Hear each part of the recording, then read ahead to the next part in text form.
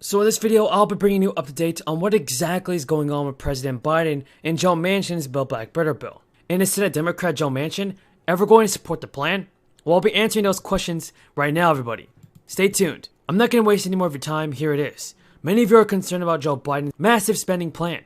There is definitely a lot of news surrounding President Biden's economic plan and negotiations that are currently going on right now. The biggest issue right now is that West Virginia Senator Joe Manchin is opposed to the current version of the bill.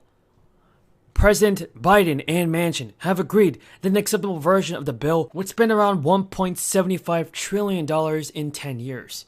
Now, Joe Manchin had announced that he was opposed to this bill. But let's get to the facts. SNAP benefits saw a monumental expansion over this past year, the biggest in the food assistance program's history. It is really great how it came at a time when millions of people are hurting financially as the crisis forces people to choose between rent, heat, and food. However, as we inch towards the third year of the crisis, non-profit people warn that the need is not going anywhere. The third stimulus check, everybody, unemployment insurance changes, the federal student loan pause, and the enhanced child tax credit were all part of the government's relief package last year. But they could affect your tax bill this year.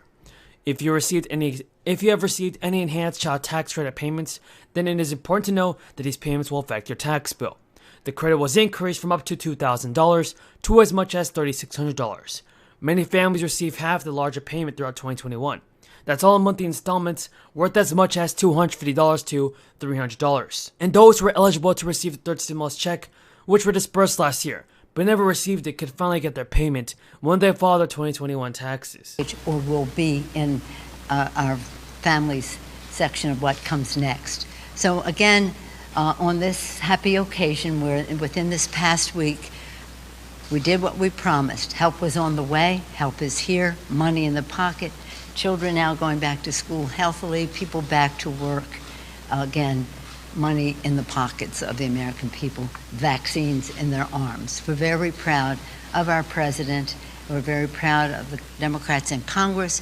We hope that we can go forward in a bipartisan way. I leave that up to our friends in the Senate to give us guidance on that. And with that, I'm pleased to yield to the distinguished. When will the new stimulus checks come from President Biden? This month of January or maybe next month of February? Keep watching, everybody, because there's a lot of news going on in Congress and there's a ton of developments around the fourth stimulus check, and I want to be sure to keep you guys up to date on this. So here it is. Democrats are starting off the new year with hopes of at least saving President Biden's spending plan. Joe Manchin and some Republicans thrashing a bill. But still, momentum for the Build Back Better Act crumbled at the end of December. That's when Manchin did withdraw his support from the bill on Fox News. That's where he told everybody that he did not support President Biden's Build Back Better bill. But the West Virginia Democrat has spoken with President Biden since then and has now changed his mind and said he could hope to support the newer and smaller version of this bill, which actually might not include stimulus checks, folks. Manchin has one concern with the piece of legislation, and that's the expansion of the child tax credit payment. For some reason, he doesn't want to extend it, even though it proved to be a great benefit to the American people. So as well as some provisions intended to combat climate change, Joe Manchin also said he does not support it. He's also insisted the measure should go through the Senate committees in order to examine its economic effect and focus on rolling back some of the former president's tax cuts. Now, Joe Manchin actually told West Virginia local news that the only reason I even voted to get the reconciliation was to fix the taxes, so that everyone paid their fair share. This, folks, is what Joe Manchin's focused on. He's focused on fixing taxes instead of passing out stimulus checks. But still, Democrats are beginning to pick up the pieces of the wreckage, with the 2022 midterm elections in sight.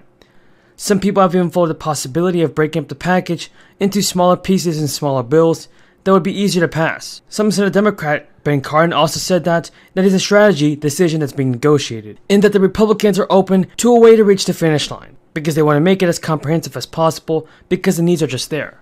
Now, the good news is that Chuck Schumer is also pushing vote for a higher and even bigger spending package this month, but it's pretty much guaranteed to fail without Joe Manchin's support. The $1.7 trillion piece of legislation will include universal pre-K, paid family leave, measures to combat climate change, and also Medicare and Medicaid expansions. Now, this would also have extended the boosted child tax credits for just another year.